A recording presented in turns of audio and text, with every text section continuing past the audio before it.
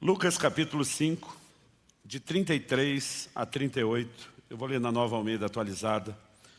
O texto diz assim: então eles disseram a Jesus: os discípulos de João frequentemente jejuam e fazem orações, e os discípulos dos fariseus fazem o mesmo, mas os seus discípulos comem e bebem. Jesus, porém, lhes disse: será que vocês podem fazer com que os convidados para o casamento jejuem enquanto o noivo está com eles? No entanto, virão dias em que o noivo lhes será tirado, e então, naqueles dias, eles vão jejuar.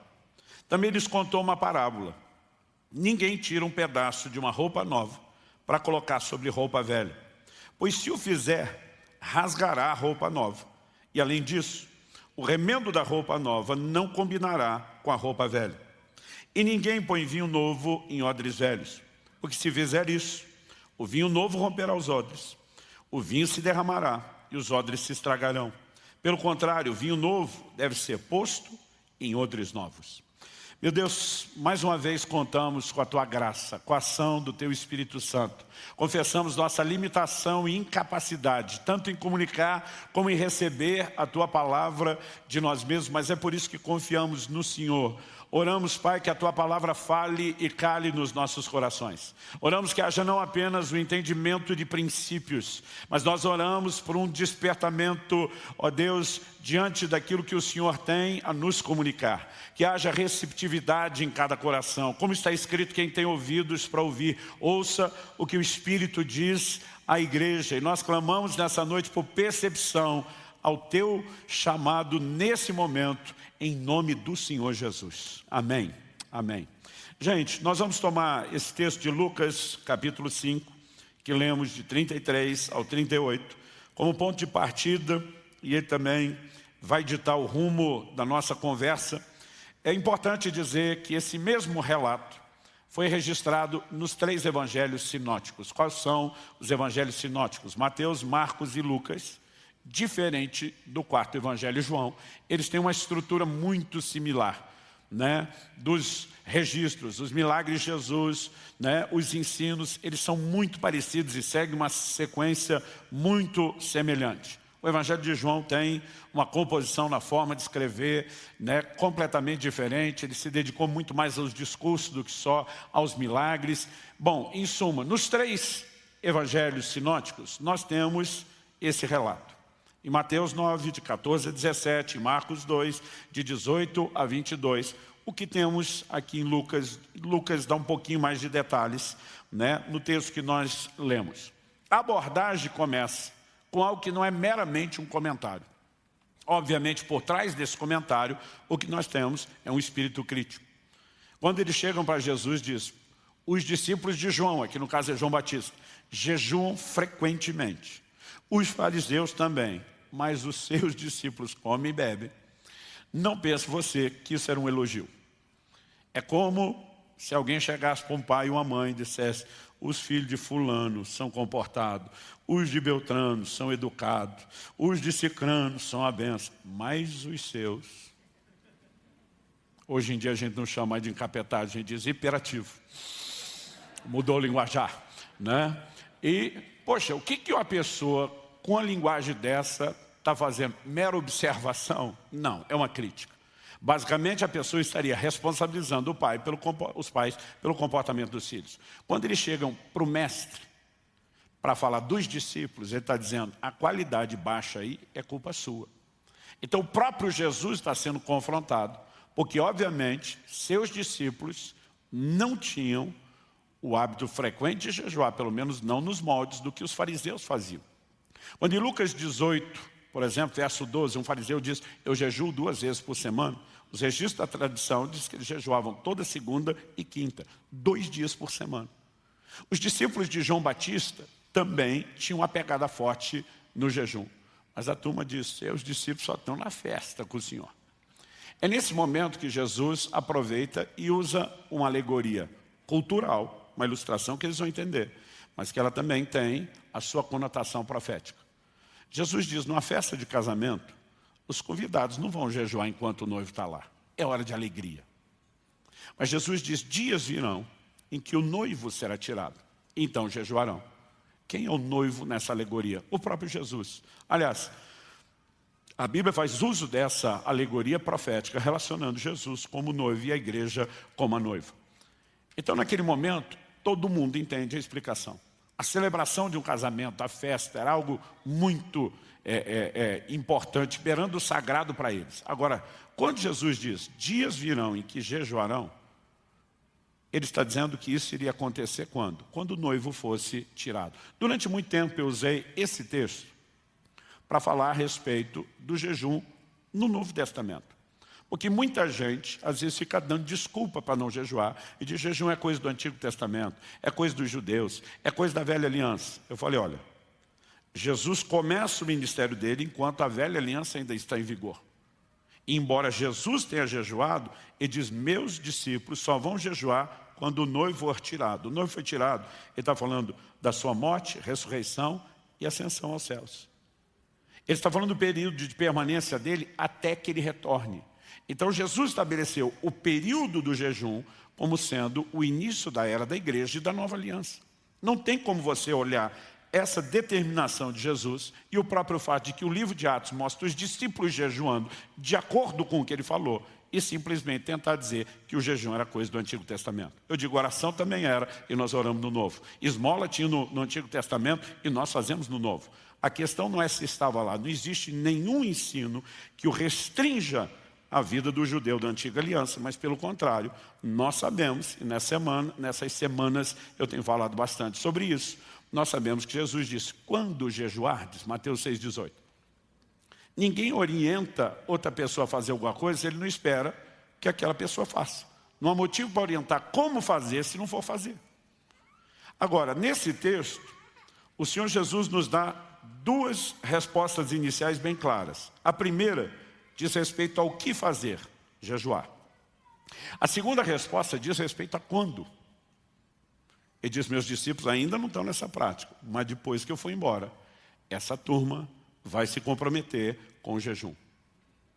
Mas o que eu quero te apresentar hoje é a perspectiva da gente enxergar uma terceira resposta, que ela está mais relacionada ao porquê. Jesus já disse o que fazer jejuar, ele disse quando faríamos, durante toda a era da igreja, enquanto o noivo está ausente, até que ele volte. Quando voltar, nós vamos para as bodas com ele, festa, e não vai ter jejum mais. A sua oportunidade de jejuar é agora. Mas a pergunta é, será que tem um porquê? E antes de trabalhar o porquê, eu gostaria de dizer que eu e você não precisamos entender o porquê para poder fazer o que ele espera que a gente faça. Em Marcos 4:26, Jesus diz que o reino de Deus é semelhante a um homem que planta uma semente e ela brota sem ele saber como. Uma semente não brota, não germina, pelo tanto de conhecimento que quem plantou tem sobre germinação. Pode ser um engenheiro agrônomo, com várias especializações específicas na área de germinação, plantando a semente. Ou pode ser alguém como eu e você, que somos leigos. A semente não vai brotar pelo tanto de conhecimento que a gente tem do processo. Ela vai brotar simplesmente porque foi plantada. Em outras palavras, eu e você não precisamos entender toda a mecânica do jejum. Nós só precisamos praticá-lo. Quem está entendendo, diga amém. Mas, às vezes, quando entendemos algumas coisas no processo, nós podemos ser encorajados a fazer aquilo que a gente já deveria saber, mesmo sem fazer. Então, eu quero tentar trabalhar um nível do porquê, embora eu vou dizer, o jejum é um assunto na Bíblia que ele não é esgotado. E eu acredito que nós estamos vivendo um tempo onde Deus quer trazer um nível de entendimento como nós nunca tivemos.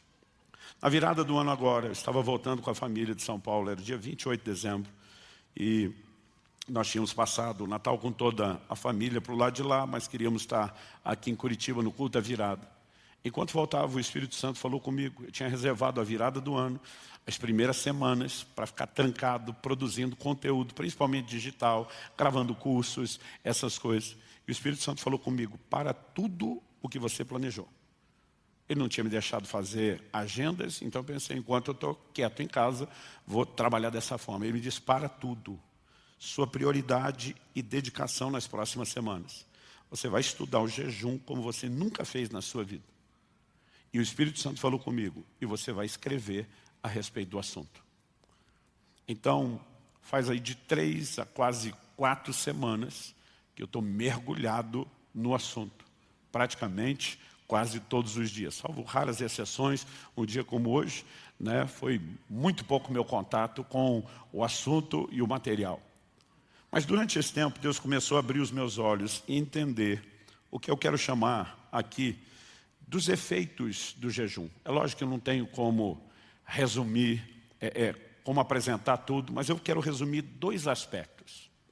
Quando as pessoas perguntam por que eu tenho que jejuar, eu digo, olha, o jejum pode produzir muitas coisas. Se a gente vai falar dos propósitos, propósito primário é buscar Deus. Propósito secundário, nós temos vários desdobramentos. Na Bíblia você vai encontrar gente jejuando por consagração e gente jejuando por arrependimento. Tanto um como o outro estão buscando a Deus. Tanto um como o outro, o jejum deles tem a ver com o pecado. Mas o que está consagrando, ele está jejuando para não pecar. O que está em arrependimento, ele está jejuando porque já pecou. A gente vai olhar e dizer, é o mesmo jejum? Não. Como propósito secundário. Primário, buscar Deus, ótimo. Então tem muitas coisas que nós podemos falar. Agora, qual é o efeito? Qual o impacto? O que ele produz na minha e na sua vida além de fome? É importante a gente pensar nisso. Então eu quero falar de 2 aspectos. O primeiro tem a ver com hoje, ou agora, o tempo que eu e você vivemos e a nossa vida pessoal com Deus. Mas tem um segundo aspecto que eu quero abordar dentro do texto de Jesus, que diz respeito ao futuro. Quando Jesus responde, naqueles dias eles vão jejuar, o assunto não parou aí. O verso 36, se você quiser me acompanhar novamente na leitura, diz assim, também lhes contou uma parábola. E por que eu falei antes que os 3 evangelhos trazem esse mesmo relato? Porque nos 3, Jesus não termina só com a resposta de que quando ele fosse tirado, os seus discípulos iam jejuar. Em todos os 3 relatos, na sequência, Jesus emenda as mesmas ilustrações. Qual era a parábola? Ele diz, ninguém tira um pedaço de uma roupa nova para colocar sobre a roupa velha. Pois se o fizer, rasgará a roupa nova, e além disso, o remendo da roupa nova não combinará com a roupa velha. O que Jesus está falando a partir de agora, e é um assunto que está ligado ao jejum, você não pode, na perspectiva da hermenêutica, da interpretação bíblica, trabalhar ele apenas sozinho, ainda que você possa tirar do contexto e ver algo abrangente, não pode desconectar. Jesus está continuando o assunto do jejum. Agora, o que Jesus vai dizer é o seguinte, roupa na Bíblia fala da condição do homem diante de Deus. Desde Gênesis, quando peca, se vê nu, o homem tenta resolver o problema das vestes da sua maneira, Deus resolve de outra. Até Apocalipse, falando das vestes lavadas no sangue do Cordeiro, veste fala da condição do homem diante de Deus. Quando Jesus vem pregar o Evangelho, que começa com arrependimento, ele está dizendo, sua condição não presta, está ruim. E essa condição tem que ser mudada. E o Evangelho traz mudança e transformação. Então, a condição do homem é comparada à roupa. Agora Jesus está dizendo, você está aí com a sua roupa velha. É o seu estilo de vida, o seu comportamento, o seu estado. Eu estou te oferecendo uma roupagem nova, uma nova condição. Deus está dizendo, Jesus está dizendo, o novo de Deus não pode ser mesclado e adaptado no velho que você tem na sua vida. Quando Jesus diz, ninguém faz, ele não está falando de impossibilidade, ele está falando de bom senso. Vamos pensar com a mentalidade daquela época. Roupa hoje, gente, se tornou um artigo tão acessível comparado ao que era na história, que a gente diz que é quase descartável. Se você decidir não viver de marca e grife, você tem acesso a coisa muito barata. E muitas vezes, mesmo quando você está olhando para o seu guarda-roupa e reclamando que não tem o que vestir, você tem que lembrar que nem Salomão, em toda a sua glória, teve um guarda-roupa como o seu. Tenta pensar na simplicidade da vida que os discípulos de Jesus tinham. Ele diz, quando vocês for pregar, não leva uma segunda túnica. Os caras com a roupa do corpo. E na Bíblia você vai ver isso. Quando os gibeonitas chegam para Josué e dizem, quando nós saímos da terra de onde viemos, as roupas eram novas. Olha o estado. O cara ia dormindo no caminho, no relento, no chão, lavava a roupa enquanto tomava banho no rio, saía secando no corpo. E elas iam se acabando. E tinha pessoas que não tinham outra peça. Aí o camarada está lá com a roupa velha, rasgada, e alguém oferece uma nova. Qual a solução? Troca. Simples assim. Descarta essa sua velha, abraça a nova, problema resolvido. Agora, diante dessa solução tão acessível, Jesus diz, ninguém, porque seria estupidez fazer diferente, ninguém vai dizer, não preciso da roupa nova toda. Porque eu tenho uma roupa, o problema é que tem uns buracos. Então eu só preciso cortar uns pedaços da nova para preencher minha velha. Jesus falou, se fizer isso, não tem como se adequar o novo no velho. E ele vai estragar o novo. O que é que você precisamos entender? A lição é simples. A obra nova de Deus não se recebe numa estrutura velha de vida. Quem está entendendo, diga amém. Aí ele reforça com um segundo exemplo, coisa que Jesus fazia bastante na sua didática. Ele diz, ninguém, e de novo ninguém não é impossibilidade, é sensatez, coloca vinho novo em odres velhos. O que era o odre? Uma bolsa de couro.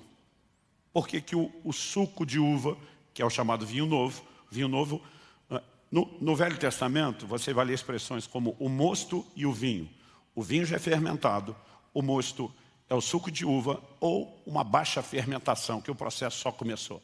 No grego eles não tinham a distinção de palavra. Então vinho novo, o suco de uva, que ainda não fermentou. Vinho velho, o suco que já passou pela fermentação.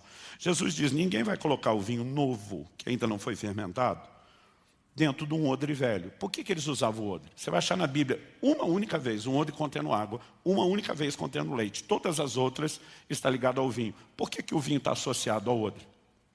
Porque como ele passaria pelo processo de fermentação, eles colocavam, você vai encontrar na Bíblia água num jarro de barro, numa talha de pedra.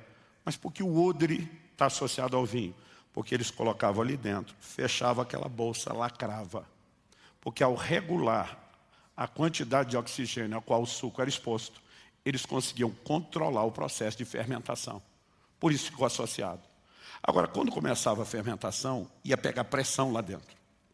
Isso significa que se o odre fosse velho, algo que já tinha sido utilizado antes, vamos reaproveitar, e o couro já está ressecado, a hora que desse a pressão, o que ia acontecer? O odre ia arrebentar.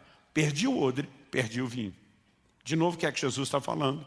O vinho novo é a nova obra dele nas nossas vidas. O odre é a estrutura. E você não recebe o novo de Deus numa estrutura velha. Quem está entendendo? Agora vamos pensar. O que é a obra nova de Deus? Não é só o evangelho que nos foi comunicado. É o que ele proporcionou. Recebemos uma nova natureza. Recebemos o Espírito Santo de Deus que passou a habitar em nós.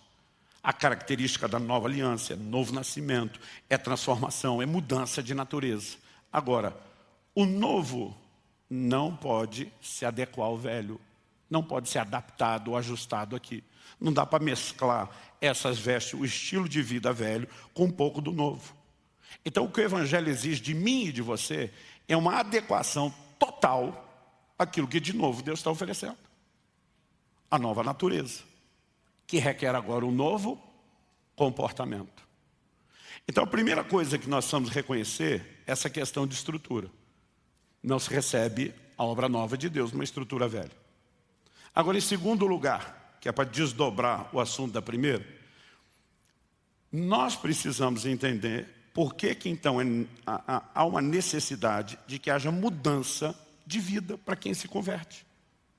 Embora quando alguém se converteu tem um impacto que faz com que várias coisas iniciais mudem, a Bíblia vai nos ensinar a respeito de vários outros assuntos que é nossa responsabilidade seguir crescendo no processo de mudança. Por exemplo, Romanos capítulo 12, versículos 1 e 2. Paulo diz, portanto, irmãos, pelas misericórdias de Deus, peço que ofereçam o seu corpo como sacrifício vivo, santo e agradável a Deus. Este é o culto racional de vocês. E não vivam conforme os padrões desse mundo, mas deixem que Deus os transforme pela renovação da mente, para que possam experimentar qual é a boa, agradável e perfeita vontade de Deus. Para começo de conversa, ele diz, eu peço que vocês ofereçam, porque Deus não vai vir buscar isso na mar. Vocês ofereçam os corpos de vocês como sacrifício vivo. Aqui nós temos um paradoxo, sacrifício vivo, é uma aparente contradição. Sacrificar é matar. Como é que você sacrifica, mata e ao mesmo tempo o negócio está vivo? Segundo, a ideia de sacrifício que ele apela dos rituais do Antigo Testamento, não só fala de matar, o que ele quer que mata, mas não mata, mas também da ideia de culto e adoração.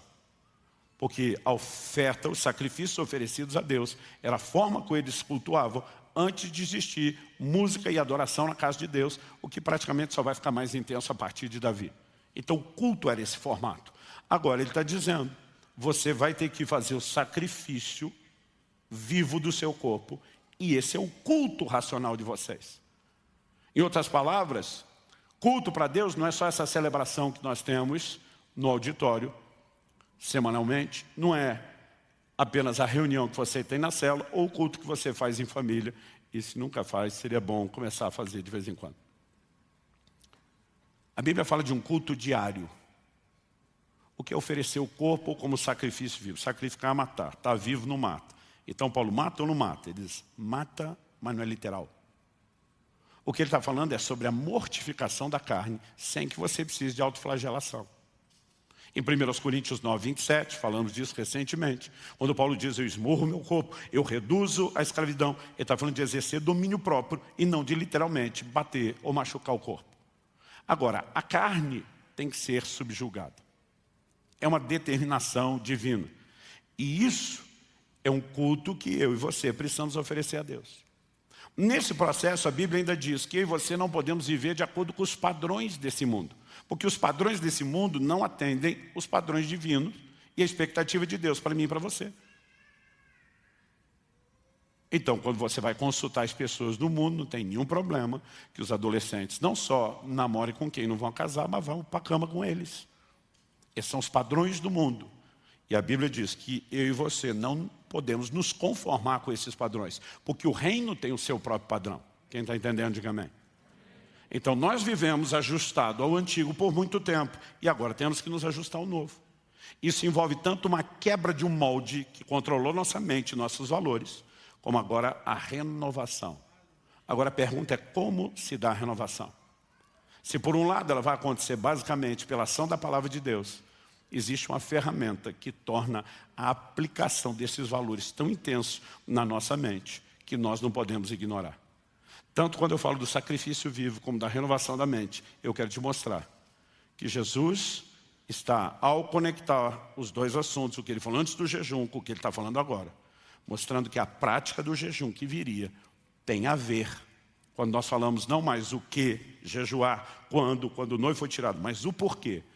Há um efeito que o jejum produz especificamente nessa área. Quando você pensa na obra cristã, Jesus disse para Nicodemos, o que é nascido da carne é carne, o que é nascido do espírito é espírito. Ou seja, quando nascemos segundo a carne, recebemos de Adão uma velha natureza. Quando nascemos de novo, nascemos espiritualmente, aqui recebemos a nova natureza. Quando que o problema da carne será definitivamente resolvido? Só com a ocasião da vinda de Jesus e a consumação de toda a obra da redenção. Até lá, o pau está quebrando entre as naturezas. Então, depois da santificação inicial, onde Deus removeu toda a condenação de pecado da sua vida, no que se resume a santificação progressiva, que é o processo que vivemos hoje. Porque a santificação final acontece na vinda de Jesus, quando os corpos serão transformados, a natureza pecaminosa será erradicada. A conversão já aconteceu, o processo final só com a vinda de Jesus. Hoje, nossa vida se resume a entender a santificação progressiva. E a chave de tudo isso se chama domínio próprio. É nós simplesmente dizer, nós vamos subjugar a velha natureza ao domínio e ao controle da nova. Agora, quando você pensa que a essência da prática diária de vida cristã é domínio próprio, como o exercício de autocontrole, como o jejum, não pode ser benéfico para você cumprir a essência do momento de santificação que nós temos que viver hoje. Quando nós recusamos alimentar a carne, e não estamos falando de um estado permanente que te leve à morte por inanição, mas temporário, nós estamos apenas lembrando quem é que manda na história. Mas o jejum ele tem um impacto enorme nesse processo de mortificação. Quando nós falamos de não receber a coisa nova de Deus na estrutura velha, a Bíblia vai falar sobre isso o tempo todo. Então, por exemplo, um texto que já citamos nas semanas anteriores aqui. Gálatas 5, 16 e 17. falando de mudança de estrutura relacionada ao nosso estilo de vida. Digo, porém, o seguinte: vivam no Espírito e vocês jamais satisfarão os desejos da carne. Porque a carne luta contra o Espírito luta contra a carne, porque são opostos entre si, para que não façam o que querem. No meio dessa briga, Deus está dizendo: você vai escolher andar no Espírito, para jamais dar lugar àquele. Efésios capítulo 4, versos 22 a 24, outro texto que já citei nas semanas anteriores. Quanto à maneira antiga de viver, que está falando de comportamento, vocês foram instruídos a deixar de lado a velha natureza, que se corrompe segundo desejos enganosos, a se deixar renovar no espírito do entendimento de vocês e a se revestir da nova natureza, criada segundo Deus, em justiça e retidão procedentes da verdade. As traduções mais antigas, em vez de velha e nova natureza, diz a se despir do velho homem. O antigo comportamento, velho homem, é tratado como essa roupa velha e a se vestir da nova natureza, a roupa que o Senhor oferece.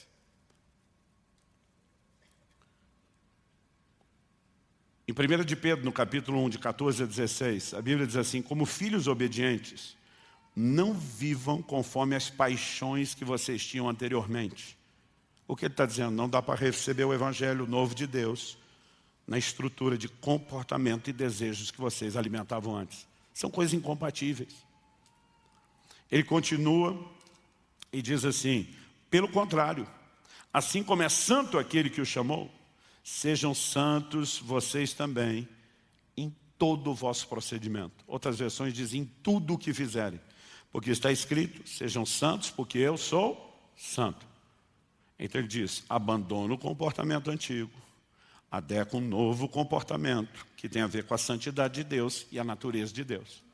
Toda essa mudança de comportamento é responsabilidade nossa.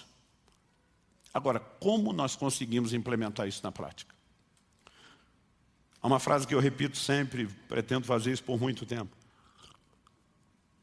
Ouvi ela de Valnice Milhomens, não sei se foi a irmã Valnice que criou, mas eu ouvi muito na adolescência, eu memorizei e ainda repito. Ela dizia assim: a carne não converte, tem que ir para a cruz. E vou te dizer, tem que ir todo santo dia, não é de vez em quando. E a Bíblia fala a respeito desse processo de mortificação em Colossenses 3, de 5 a 10. Portanto, façam morrer tudo o que pertence à natureza terrena. Tudo. Não é para deixar nenhum pedaço dessa roupa velha. O texto diz assim: imoralidade sexual, impureza, paixões, maus desejos, a avareza, que é a idolatria. Por causa dessas coisas é que vem a ira de Deus sobre os filhos da desobediência. Vocês também andaram nessas mesmas coisas no passado, quando viviam nelas. Agora, porém, abandone igualmente todas essas coisas. Ele aumenta a lista: ira, indignação, maldade, blasfêmia, linguagem obscena no falar. Gente, esse último, a maioria de nós acha que não é nem pecado. Porque o que eu vejo de crente antigo falando palavrão é um negócio assustador. A sua linguagem é parte do comportamento que tem que mudar. E não estamos falando meramente de regras a serem cumpridas. Estamos falando de estrutura. Não dá para viver, colocar o novo de Deus na velha estrutura. Se você tentar viver o novo de Deus com o mix da sua velha estrutura, o que é que vai acontecer? Vai dar ruim. Jesus diz: o odre arrebenta, o vinho se perde. Todas as pessoas que tentam viver o novo de Deus com a velha estrutura, eles botam prazo de validade do evangelho que receberam. É só uma questão de tempo. Vão fracassar na fé. Vão ter problema. Não vão conseguir viver de forma vitoriosa. E Deus não chamou nenhum de nós para ficar no meio do caminho. Deus nos chamou para chegar lá. E nós vamos chegar lá. Em nome de Jesus. Amém?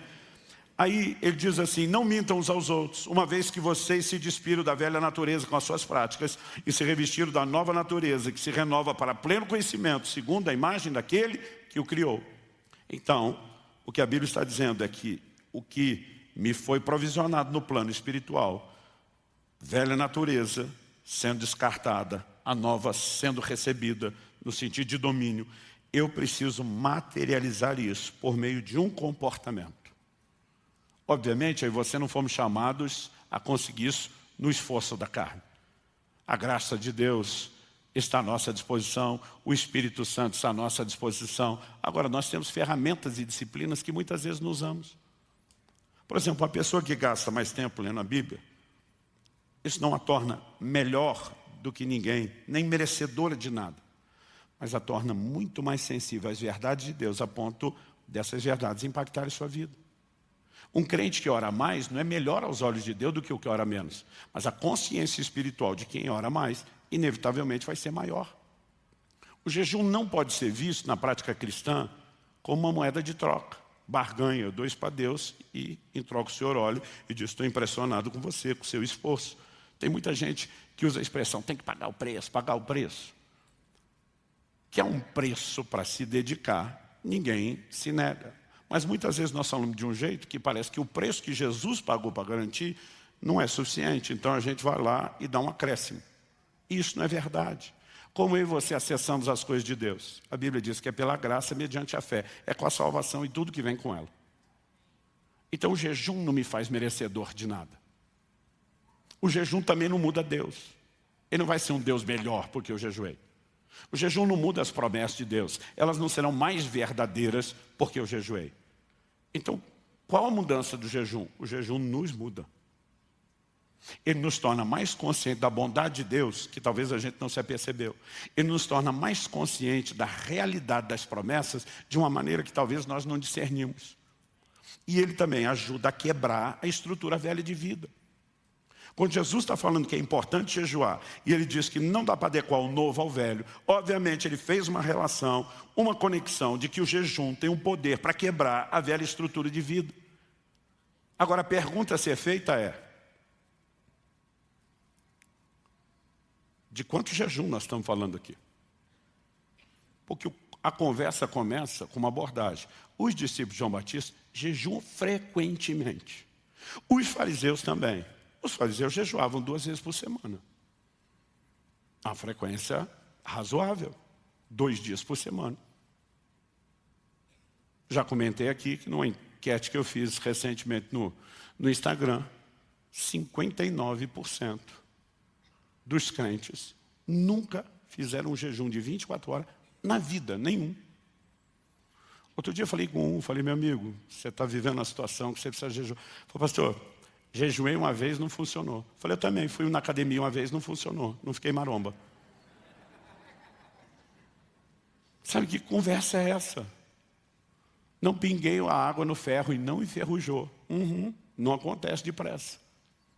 Mas vai expondo ele à umidade continuamente. A ferrugem vai aparecer. O problema é que a gente nunca faz. Às vezes mal faz, nem entendeu direito. E se não tiver resultado imediato, não funciona. Meu amigo, deixa eu te dizer uma coisa. Se Jesus disse que o jejum é importante para produzir resultado, acabou a conversa, não tem mais o que discutir. Se ele falou, está falado. E se a gente não entender, e se a gente não souber explicar, nós vamos acreditar no que ele falou. E ponto final. Eu não preciso entender como é que a semente germina. Eu só preciso plantar. Eu não preciso entender toda a dinâmica do jejum. Eu só preciso jejuar. Mas se eu souber que tem um efeito que ajuda a mudar a estrutura para que o novo não seja desperdiçado, mesmo que eu não entenda todos os detalhes de como isso funciona, eu já tenho uma empolgação extra para fazer aquilo que eu já deveria ter feito. Quem está entendendo, diga amém. O segundo aspecto do jejum, eu desdobrei meus primeiros pontos para falar quase de uma coisa só. Ele diz respeito a um outro ponto dessa conversa de Jesus. Jesus diz, olha, o jejum não é para esse momento que eu estou com eles. Mas quando o noivo for tirado, se começa a jejuar. Jesus não está falando só naqueles primeiros dias que eu fui embora. Durante toda a sua ausência, até o seu retorno, espera-se que o jejum seja praticado. E quando ele voltar, nós vamos para as bodas com ele, para a festa. Aí não é hora de jejuar. Mas o que Jesus falou, não só diz quando, que durante toda a era cristã da igreja dos gentios haveria jejum. Mas ao falar da ausência do noivo, ele fez alguma relação entre o jejum e a ausência do noivo. Mas esse noivo não se ausentou para ficar sempre ausente. Ele se ausentou para voltar. E eu quero te trazer uma perspectiva bíblica, e agora nós vamos sair do leite para o alimento sólido e ter uma conversa mais séria. De que o jejum não tem um efeito apenas imediato para mudar a minha vida no sentido dessa estrutura velha e em relação a receber o novo de Deus, mas que ele tem um papel profético em relação ao desfecho do plano de redenção e o tempo do fim. Então me permita agora fazer uma construção aqui com você passo a passo. Além da alusão que Jesus já fez do jejum relacionado à ausência do noivo. Em Atos, no capítulo 3, dos versículos 19 a 21, o apóstolo Pedro, que junto com João tinham curado um paralítico, tem uma oportunidade de pregar o evangelho, e eles estão pregando o evangelho com autoridade. Ele fala de como Cristo veio, do que fizeram com ele. Quando chega o verso 19, vou citar 19 a 21 de Atos 3, e diz assim: arrependei-vos e convertei-vos, para que sejam cancelados os vossos pecados, e venha da parte do Senhor os tempos de refrigério. Aí diz assim no verso 21, envie ele o Cristo, o qual convém que os céus receba, outra tradução diz contenham, até, esse até é uma frase importante, até o tempo da restauração de todas as coisas, como falou Deus pela boca dos seus santos servos, os profetas. Os céus vão enviar Jesus, está falando da sua segunda vinda, porque Pedro acabou de anunciar que ele veio, morreu, ressuscitou, e agora ele está dizendo, envie-lhe o Cristo, está falando da sua segunda vinda. Mas ele diz que o Cristo que foi assunto ao céu, sentou-se à direita de Deus, não volta, antes que algumas coisas aconteçam. Aí não importa a escatologia que a pessoa tem, a cronologia dos eventos que ela acredita, né? Que o tempo todo o povo está tentando discutir, Jesus vem antes, no meio, depois da tribulação, eu digo, ele vem. Essa é a parte mais importante. É lógico, até como igreja nós temos um posicionamento, mas eu sempre tento dizer, essa é a parte, não é a mais importante. A importante é que ele vem. E aí Pedro diz, mas ele não vem sem que primeiro venha o tempo da restauração de todas as coisas. Então o que vai preceder o regresso de Nosso Senhor é um tempo de restauração. Pastor, restauração de todas as coisas que Deus falou por boca dos seus santos servos, os profetas. Então não é que a restauração é só geral. Agora observe, para restaurar, alguma coisa tem que ter se perdido. Ele não está só falando que Jesus está esperando até que se cumpram todas as coisas. Tem profecias que ainda irão se cumprir, mas tem coisas que já tiveram um cumprimento parcial, temporário, e que elas serão restauradas na igreja para que depois ele venha. A ideia da restauração é aquilo que já foi vivido, se perdeu e será restituído. Do que é que o apóstolo Pedro está falando? É lógico que o que ele fala não se limita a uma coisa, mas eu quero destacar um aspecto do que cabe aqui. Uma dessas profecias, indiscutivelmente, é de Joel, capítulo 2, dos versos 28 a 32. E eu vou pedir até que projete esse texto, porque eu quero que a gente leia ele junto. E acontecerá depois disso. Memoriza essa expressão depois disso, que ela é importantíssima. Aliás, não só isso, para te ajudar a memorizar, repita comigo, depois disso. Ou seja, não é antes, não é sem, isso é depois disso. Passou o que é depois disso? Segura aí, que isso é para depois. É para depois disso que eu estou falando agora. E acontecerá depois disso que derramarei o meu espírito sobre toda a humanidade. Os filhos e as filhas de vocês profetizarão, os seus velhos sonharão, os seus jovens terão visões. Até sobre os servos e sobre as servas derramarei o meu espírito naqueles dias. Mostrarei prodígios no céu e na terra, sangue, fogo e colunas de fumaça. O sol se transformará em trevas e a lua em sangue, antes que venha o grande e terrível dia do Senhor. Verso 32. E acontecerá que todo aquele que invocar o nome do Senhor será salvo. Porque no Monte Sião e em Jerusalém estarão os que forem salvos, como o Senhor prometeu, e entre os sobreviventes, aqueles que o Senhor chamar. Essa profecia de Joel foi liberada durante os dias do Velho Testamento. Ela tinha uma aplicação para o seu tempo, mas ela tinha também uma projeção para o futuro. Porque ele está falando de coisas que vão acontecer antes que venha o grande e terrível dia do Senhor. Quando você pega principalmente os profetas do Velho Testamento, falando sobre o dia do Senhor, está apontando para o evento escatológico do tempo do fim, do final de todas as coisas. Então, obviamente, embora Joel estivesse sendo um instrumento de Deus para responder ao povo dos seus dias, ele também estava falando de coisas que não ia acontecer só nos seus dias, elas teriam cumprimento futuro. Dito isso, o que é que eu e você precisamos entender sobre essa profecia? Que ela, além de se cumprir nos dias de Joel, ela é relacionada pela própria Bíblia como começando a se cumprir no dia de Pentecostes, quando o Espírito Santo foi derramado sobre a igreja. Em Atos, no capítulo 2, nós lemos que ao cumprir-se o dia de Pentecostes, estavam todos reunidos no mesmo lugar. E de repente ouviu-se o barulho como que de um vento impetuoso. E a Bíblia diz, e encheu a casa onde estavam reunidos, e todos foram cheios do Espírito Santo, e começaram a falar em outras línguas, conforme o Espírito Santo concedia que falasse.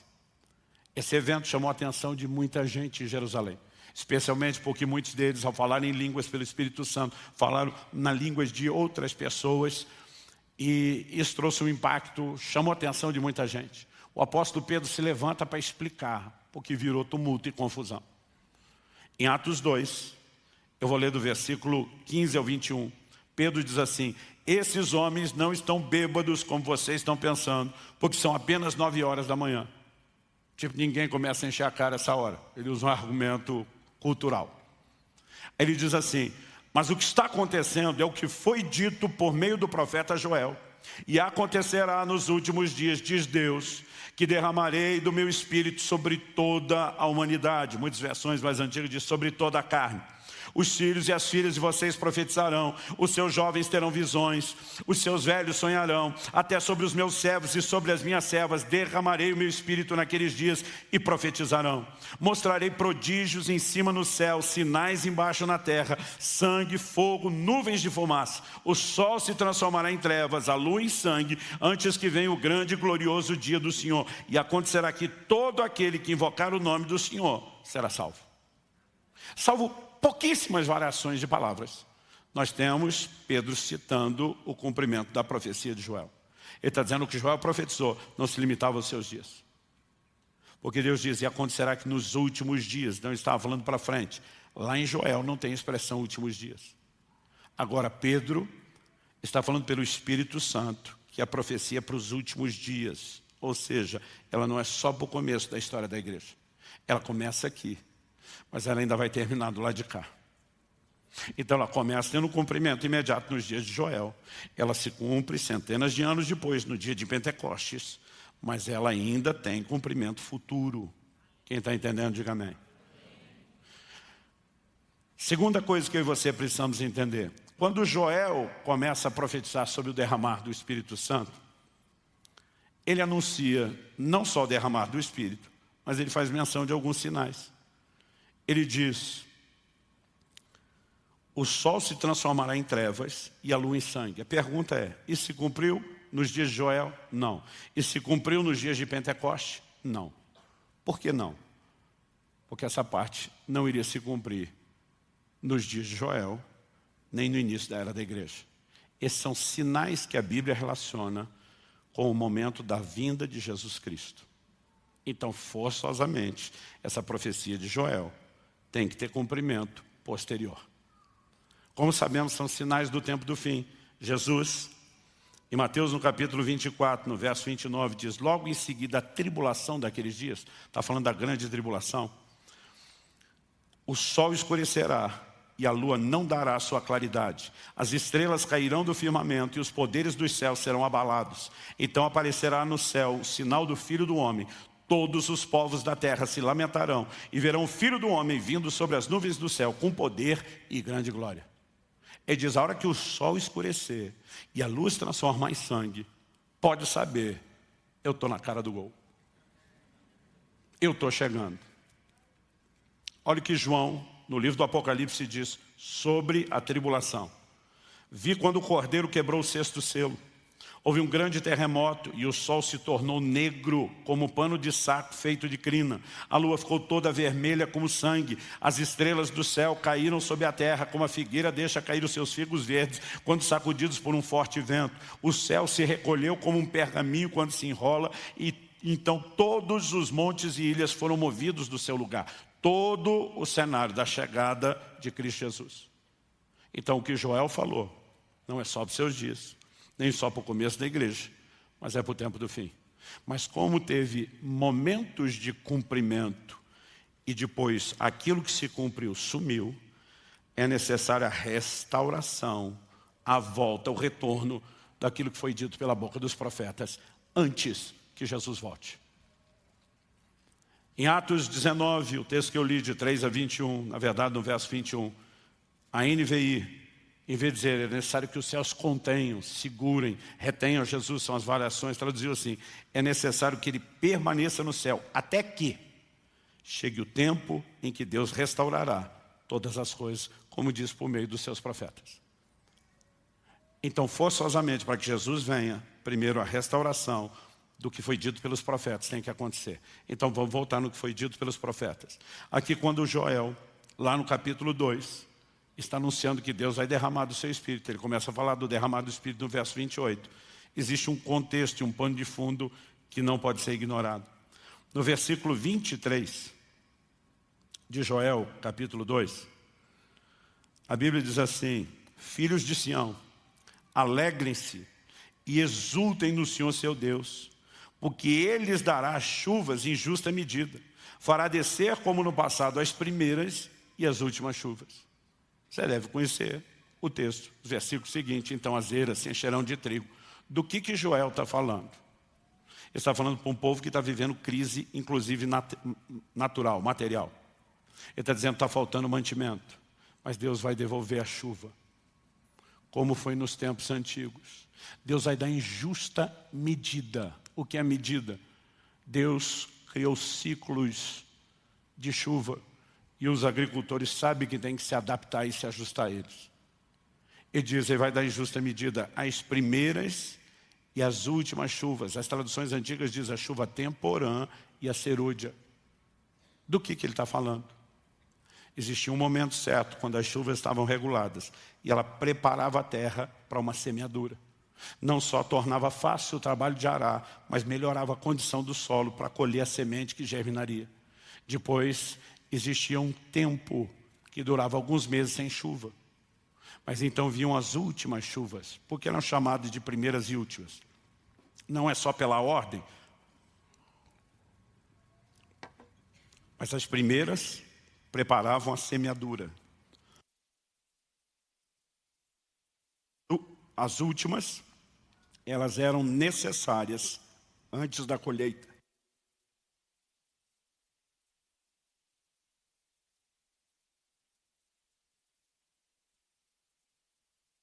Então Deus está dizendo, eu vou restaurar as primeiras e as últimas. Essas últimas costumavam vir num volume maior do que a primeira.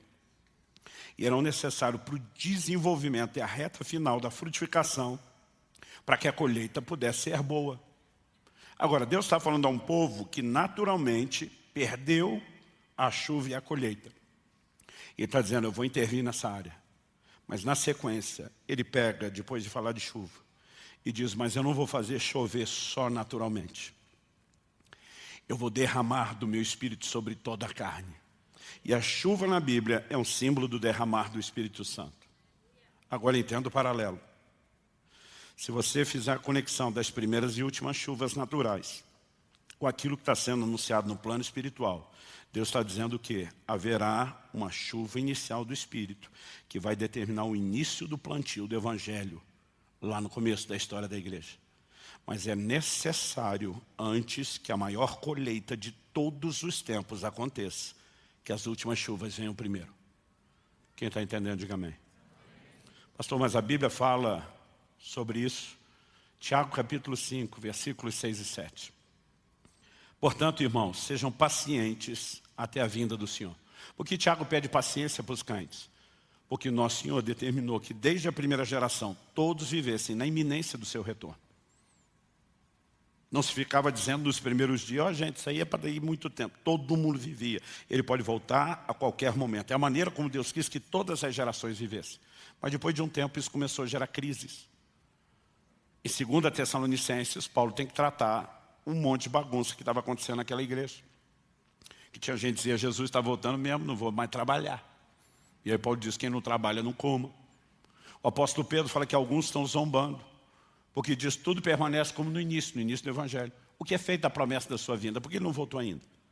Então, por causa dessas reações, o apóstolo está dizendo, sejam pacientes.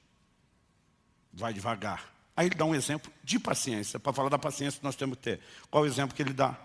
Ele diz assim, eis que o lavrador aguarda com paciência o precioso fruto da terra, até receber as primeiras e as últimas chuvas. Sejam também vocês pacientes e fortaleçam o seu coração, pois a vinda do Senhor está próxima. Então ele usa o exemplo do lavrador para falar da paciência que nós temos que ter. Mas eu te digo com toda a convicção do meu coração, ele não falou do lavrador só para falar da nossa paciência. Ao mesmo tempo que ele usa o lavrador para mostrar a paciência que nós temos que ter, ele insere agora uma alegoria profética. Jesus, em Mateus 21, compara o reino de Deus a uma vinha, a uma plantação, da qual Deus é o dono. E mostra que ele esperava receber os frutos. Quem são os frutos do reino? Nós, os que nos convertemos e fomos alcançados pelo Evangelho. Quem é o lavrador? Jesus diz, eu sou a videira verdadeira, meu pai é o agricultor. Toda essa linguagem foi usada. O lavrador é o próprio Senhor, que está aguardando o precioso fruto da terra que somos nós. Mas assim como a gente tem que ser paciente até que ele venha, ele também está sendo paciente, porque algo tem que acontecer antes dele vir. O que é que tem que acontecer? E diz, o lavrador aguarda até que receba as primeiras e as últimas chuvas. Então ele não pode vir antes das últimas chuvas. Quem está entendendo, diga amém. Pastor, por que o senhor está falando da restauração? Isso não está acontecendo há 2000 anos? Não. Quando a igreja entra no segundo século, as manifestações do Espírito começam a minguar e desaparecer. Não necessariamente porque Deus não queria, mas a igreja foi comprometendo aquilo que deveria ser uma busca intensa de coração, vai se transformando em rituais. E ao longo de séculos, até quem estuda a história na perspectiva secular, sabe que existe um período de 1000 anos na história da igreja, que é chamado de o período das trevas. E aí você tem entre mais ou menos o ano 500 até 1500 essa fase. Há 500 anos atrás, começa o chamado movimento histórico da Reforma Protestante. A Reforma começou a nos fazer voltar a doutrinas que tínhamos no início e que não poderíamos ter aberto mão. Mas junto com a Reforma, não veio avivamento no sentido das manifestações do Espírito Santo. E durante séculos foram poucas, remotas as experiências com as manifestações do Espírito Santo e dos dons. E se tornou tão ausente por tanto tempo da igreja que muitos formularam uma doutrina do cessacionismo dos dons. Não é mais para o nosso tempo, era só para os dias do livro de Atos. Mas na virada do século XIX para o XX, o movimento pentecostal irrompeu e espalhou pelo mundo todo como fogo espalha em capim seco. Um dos grandes ícones que espalhou missionários levando esse fogo para o mundo inteiro foi o avivamento da Rua Azusa, que acontece em Los Angeles, na Califórnia. Aliás, os pioneiros do pentecostalismo no Brasil, 2 suecos, que vieram estabelecer a Assembleia de Deus, vieram, como resultado desse movimento, vieram estabelecer aqui no Brasil.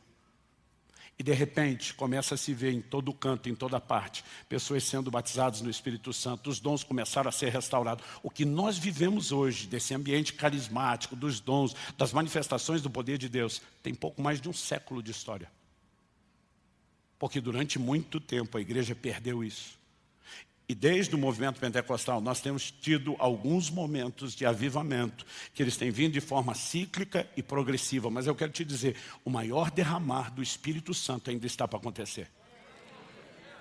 Haverá um derramar do Espírito sem precedentes. Haverá uma colheita que será a maior colheita da história da igreja. Sem isso ele não volta.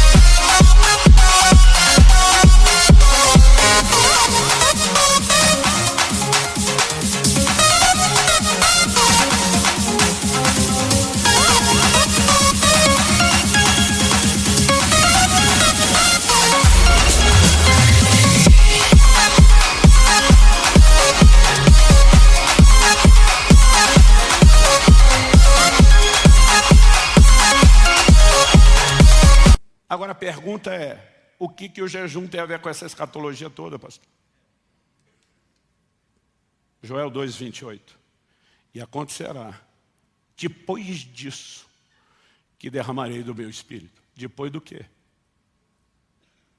Se você quiser pode acompanhar aí na sua Bíblia ou prestar atenção, porque eu vou ler aqui.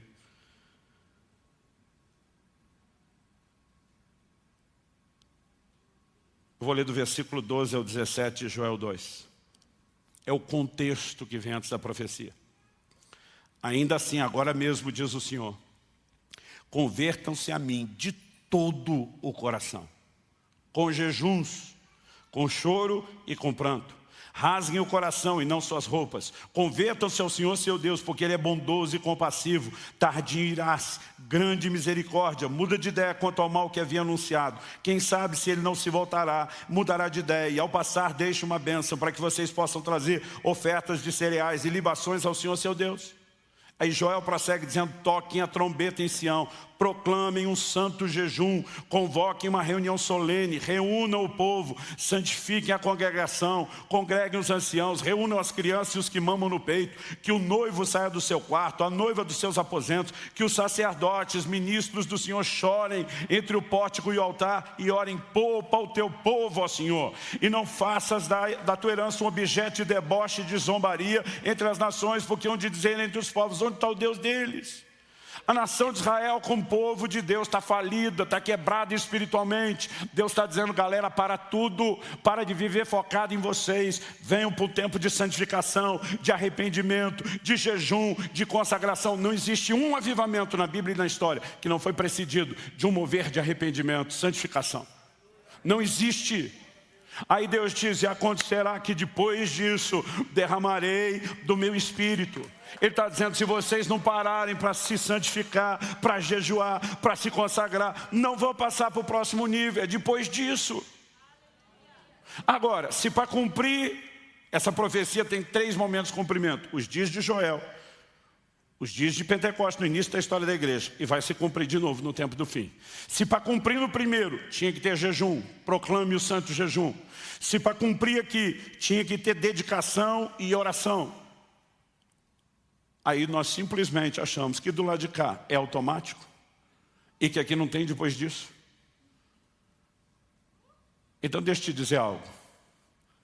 Haverá um despertamento de Deus sem precedentes para mobilizações de jejuns volumosos e expressivos em todo o mundo nos próximos anos. Talvez como nunca se viu. Por quê? Porque essa é parte de uma preparação. Pastor, o senhor está dizendo que eu tenho que jejuar para Jesus poder voltar. Não, nós precisamos, por meio do jejum, entrar num lugar onde haja o derramamento do Espírito. E o derramamento do Espírito tem que acontecer para Jesus voltar. Nós não podemos, mera e simplesmente, ignorar essas verdades, essas declarações. Quando eu olho para as Escrituras, existe temor no meu coração. Por quê? Há advertências de Cristo muito específicas sobre a necessidade de se manter alerta no tempo do fim. Deixa eu ler para você Mateus 24, de 36 a 44. Falando sobre sua vinda, Jesus diz, mas a respeito daquele dia e hora, ninguém sabe, nem os anjos do céu, nem o Filho, senão o Pai. Pois assim como foi nos dias de Noé, agora vem um paralelo, assim será também a vinda do Filho do Homem. Pois assim como nos dias anteriores ao dilúvio, agora preste atenção, comiam, bebiam, casavam-se, davam-se em casamento, até o dia em que Noé entrou na arca e não perceberam, até que veio o dilúvio e os levou a todos. Assim será também a vinda do Filho do Homem. Jesus está dizendo, no tempo precederá a minha vinda, nós vamos ter uma réplica dos dias de Noé. Não é só a imoralidade propagada como nunca antes. Mas Deus diz, as pessoas vão estar tão entretidas, comendo, bebendo, casando, dando em casamento, que vão perder a percepção espiritual. Pastor, o senhor está querendo dizer que é errado comer, beber, casar e dar em casamento? Não, além de fazer tudo isso, se nós não tivéssemos feito, a gente não tinha sobrevivido até hoje. Se não comer e beber permanentemente, nós vamos morrer. Se não tiver casamento, não vai ter procriação. E não adianta procriar se os nossos filhos não comer e beber. O texto não está proibindo comer e beber. Ele está falando de uma atenção tão demasiada que valoriza a festa, o deleite, a família, o que usufrui, aquilo que é terreno, a ponto de perder a conexão com o que é espiritual. Esse vai ser o molde do que vai estar acontecendo do lado de fora, para quem vai perder o bonde. Mas para mim e para você, que estamos decididos não perder, não vai ser tempo de comer, beber e viver como se fosse apenas para aquilo que é terreno natural. O tempo do fim vai requerer de nós um nível de abstinência, de dedicação, oração, de percepção espiritual. Quem está entendendo aí, diga amém. Aí Jesus, depois de falar disso, então assim será também a vinda do Filho do Homem, e diz, então 2 estarão no campo, um será levado, o outro será deixado. 2 mulheres estarão trabalhando no moinho, uma será levada e outra será deixada. Não resta dúvida que muita gente vai perder. Ele diz, portanto, vigiem, porque vocês não sabem em que dia virá o Senhor de vocês. Porém, considere isso, se o pai de família soubesse a que hora viria o ladrão, vigiaria, não deixaria que sua casa fosse arrombada. Por isso, estejam também vocês preparados, porque o Filho do Homem virá a hora em que vocês menos esperam. Não é a semelhança das virgens, alguém dá notícia, está chegando e correr preparado depois. E diz, permaneça pronto. Gente, eu fico assustado. Nós tivemos uma série de livros e vídeos que fizeram um sucesso absurdo correndo por aí. O que fazer se você não for arrebatado? O tempo todo Jesus manda vigiar para você não perder. Agora eles estão dizendo o que fazer se perder. Que é justificativa para não vigiar.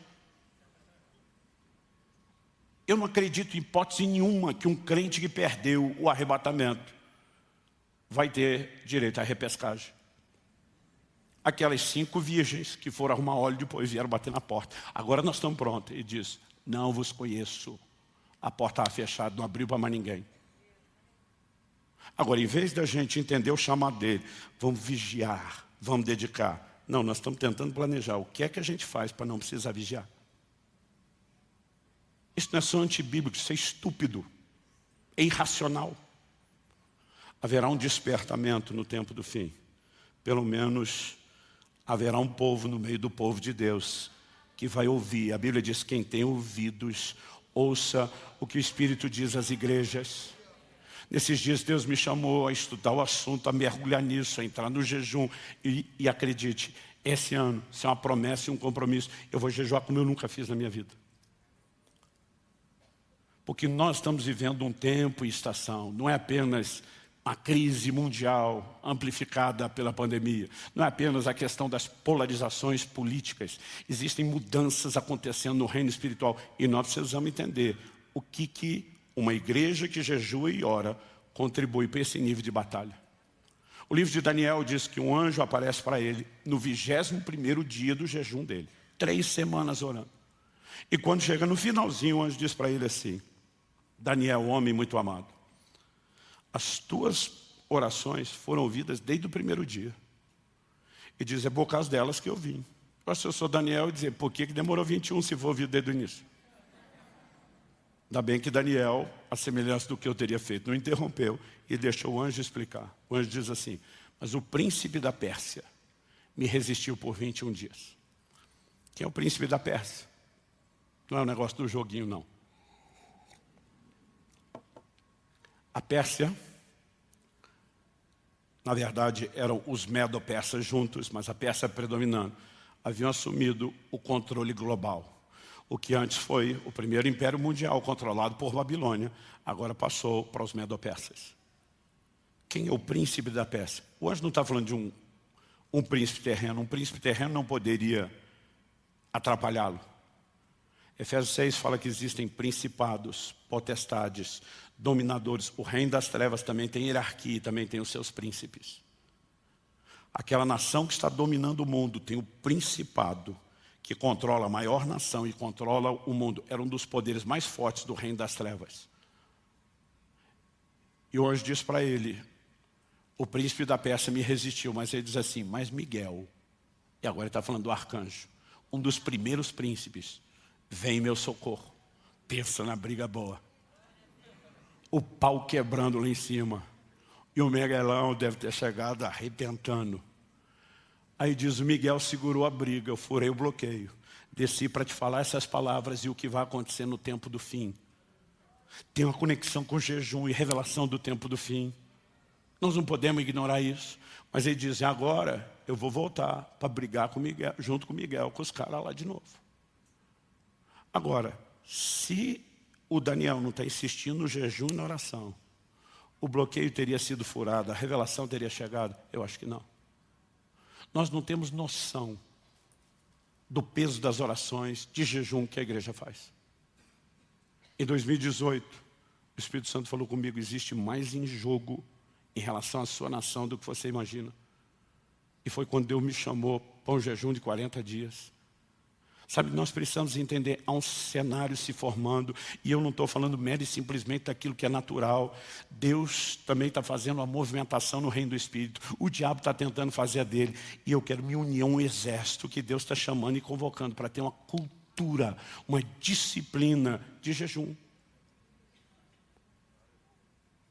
Eu tenho jejuado ao longo de uma vida inteira, mas se eu tivesse lá atrás entendido o que eu entendo hoje, eu teria feito isso com muito mais dedicação do que eu fiz até hoje. Porque alguns de nós pensamos assim, quando jejuados? Bom, Jesus definiu a periodicidade, a frequência? Não. Então memoriza um negócio importante para você.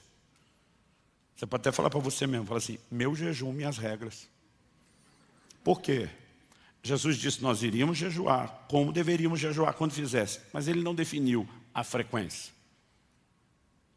Alguns zelosos de resgatar o que a igreja tinha no seu início, você pega a Didaquê, o mais antigo dos catecismos cristãos, é datado mais ou menos do ano 70 da era cristã, do primeiro século.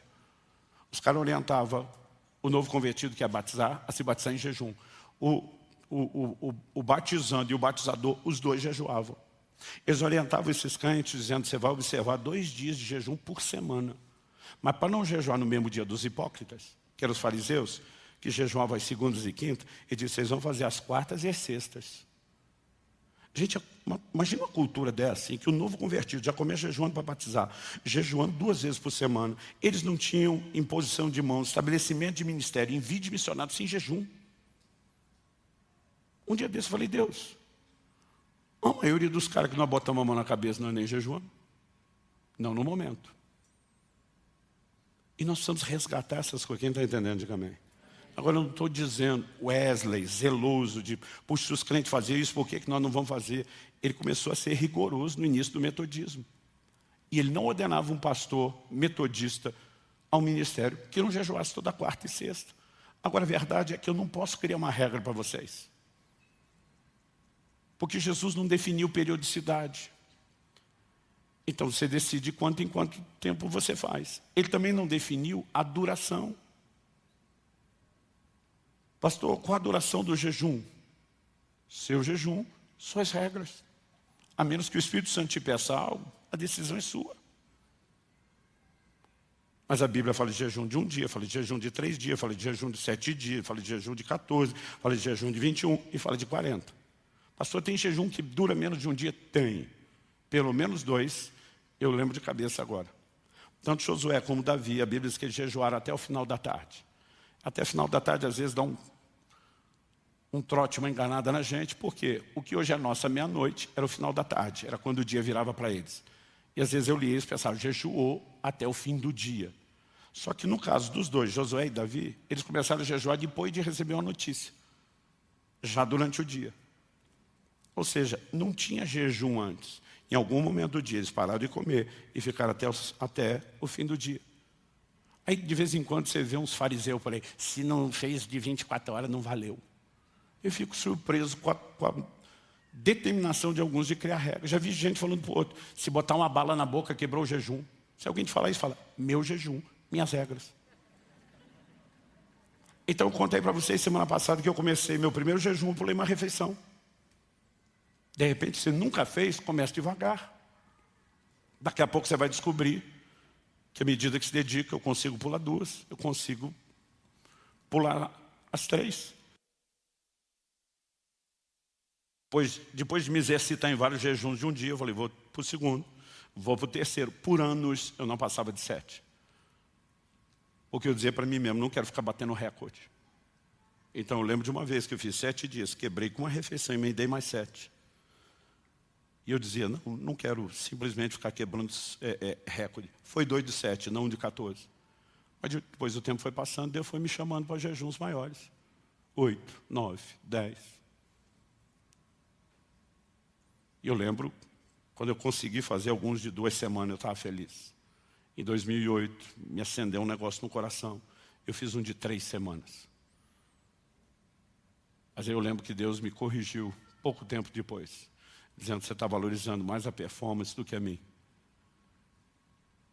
Eu achei que ele estava falando mal do jejum, parei de jejuar. Por 10 anos não fiz jejum longo. Em 2018 eu estava pregando até que nada mais importe, no nosso outro prédio. Enquanto eu estava pregando, eu contei a história. Olha, nós tivemos uma experiência, foi lá naquela sala que hoje as crianças usam, numa reunião de líderes. Deus fez isso. E à medida que eu lembrava aquela experiência, a manifestação que nós tivemos da glória de Deus, aquilo me emocionava. Eu estava emocionado, contando a pregação. E o Espírito Santo falou comigo na hora que eu pregava.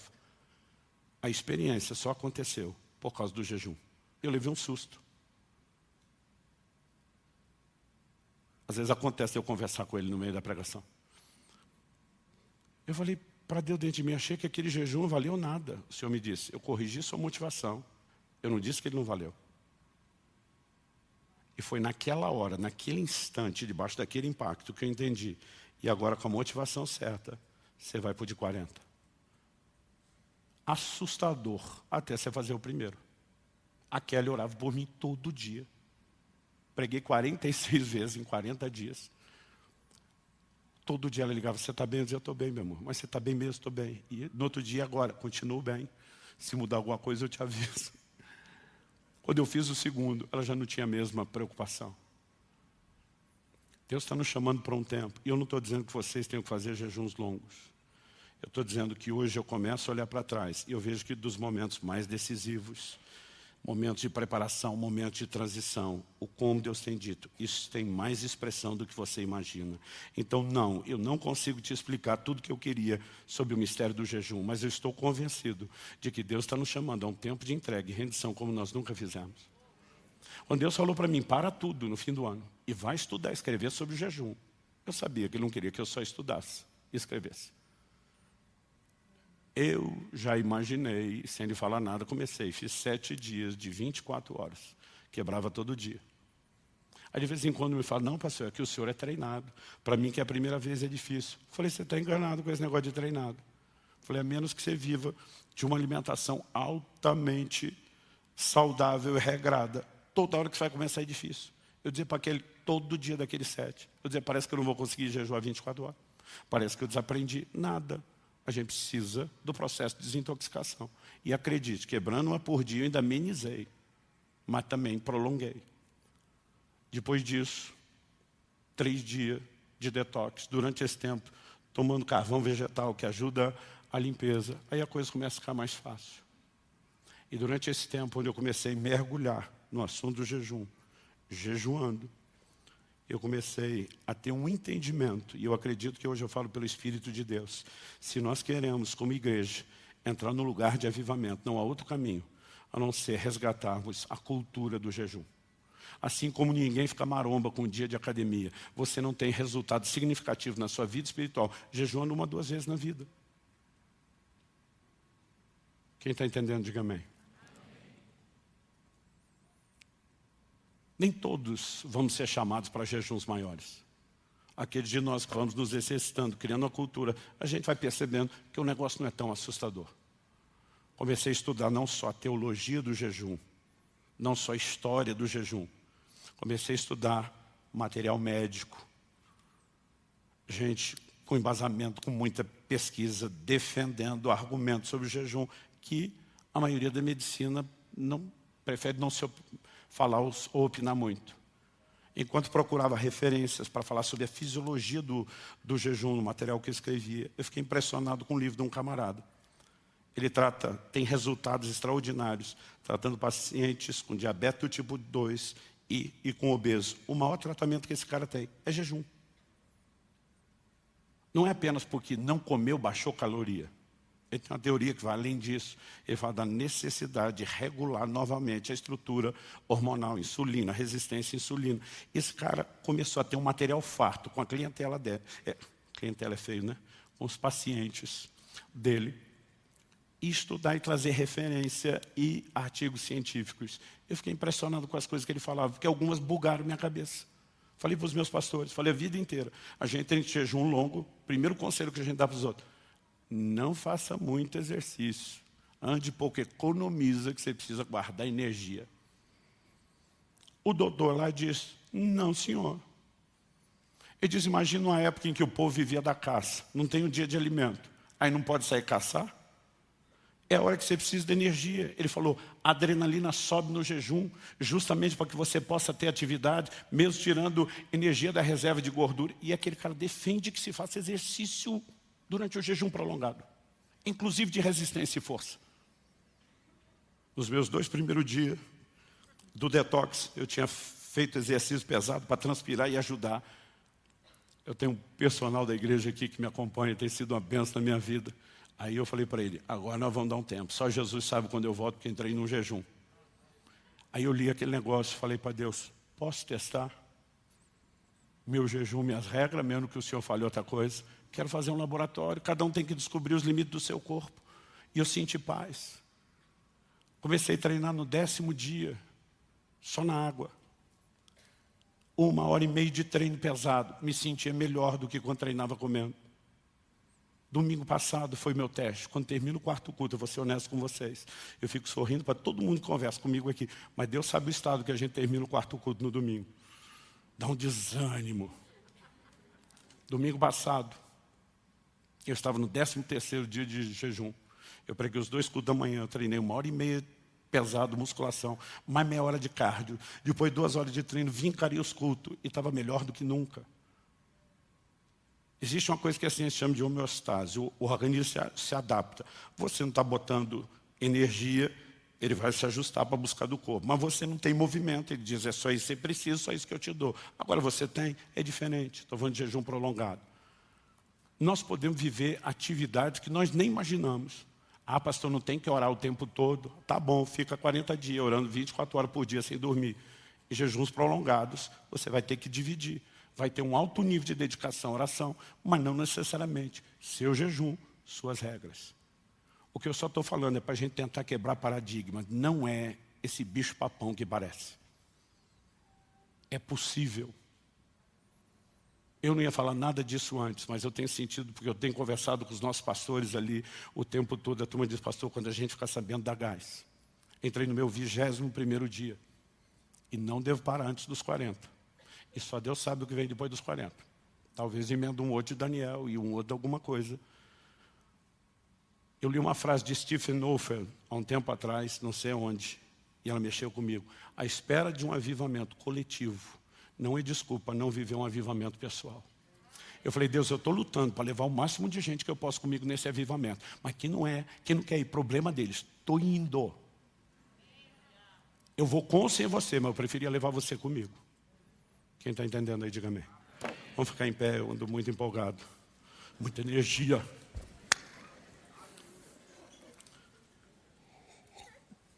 Dá para projetar lá? Do dia 4 ao 24 de fevereiro, estamos fazendo uma convocação, uma mobilização para a igreja, para termos 21 dias de jejum. Pastor, o senhor está querendo dizer que eu tenho que jejuar os 21 dias? Não. Mas também não estou dizendo que você não pode. O jejum de Daniel, por exemplo, durou 21 dias. Ele tirou carne, manjar desejável, vinho. Provavelmente ficou numa dieta mais restrita à base de legumes. Não só comeu menos, mas tirou um pouco do prazer da alimentação. E ele fez um jejum parcial. Às vezes, para quem está no ritmo de trabalho, é a melhor opção para fazer um prolongado. Ou de repente você diz, não, eu não consigo durante a semana o ritmo de trabalho, mas dá para parar na sexta, porque a hora que eu começar a ficar mais ruinzinho, já está no fim do expediente, aí eu emendo sábado, domingo, consigo fechar 3 dias. Não, pastor, eu vou jejuar um dia numa semana, outro dia da outra semana e o outro, vou fazer 3. Agora imagina todos nós, tirando um dia por semana. Nós vamos cobrir esses 21 dias, todo dia tem gente orando, todo dia tem gente jejuando, mas vai ser um propósito coletivo. Então, a gente já está avisando antes, porque eu quero que você se prepare, se organize, planeje, pergunte para Deus. Sabe, se você nunca fez, tem que fazer. Se você já fez, tem que começar a melhorar, a fazer mais. Eu não estou aqui hoje simplesmente tentando empurrar você para uma coisa que te assuste. Jejum prolongado assusta até quem já fez um pouco menos do que aquilo que você está fazendo, porque é novo. Então não pensa nisso agora. Eu comecei há mais de... fazer as contas aqui. Eu estou há 34 anos crescendo no jejum, de uma refeição para mais refeição, um dia para mais dia, para chegar em uma semana, para depois 2, para depois 3, para depois... Eu não estou tentando te arrastar para esse lugar quando eu falo daquilo que eu estou fazendo. Mas o que eu quero que você saiba é que eu não vou ensinar e pregar uma coisa para você que eu não faça primeiro e que eu não me dedique a ela. E que como eu vou me jogar com tudo nisso, porque eu creio que Deus está nos chamando de uma forma diferenciada, eu vou corresponder. Eu quero que você saiba, eu vou estar aqui para te lembrar o tempo todo. Que é uma cultura de jejum a ser vivida. Honestamente, se eu voltasse 30 anos atrás, o jejum teria sido algo ainda muito mais intenso na minha vida, pelo menos em termos de frequência. Esse ano tivemos uma conversa lá em casa. Que tal separar pelo menos um dia por semana? Porque às vezes a gente faz um jejum longo, depois entre o longo e o outro não vai nada. E nós fechamos um acordo, dissemos, pelo menos até tanto tempo, toda quarta-feira, está separado, está reservado. A exceção, se acontecer isso, aí tem que mudar de dia, mas vamos fazer um por semana. Você não tem noção do benefício que isso faz para a sua saúde, sem contar a vida espiritual. Alguém tem que me ajudar a terminar esse culto. Vamos orar. Pai, nós te pedimos que a tua voz seja ouvida no coração de cada um. Eu sei que estamos apresentando princípios que são generalizados, mas que também precisam ser aplicados de forma personalizada. Temos pessoas em diferentes estações da vida cristã, em diferentes estágios de idade, momento da vida, e eu sei que o Senhor não quer nos oprimir, o Senhor quer nos inspirar. E nós te pedimos que haja sensibilidade para ouvir tua voz, o teu convite e a tua convocação. Nós oramos em nome de Jesus. Em nome de Jesus. Se você crê e concorda, diga amém. Glória a Deus.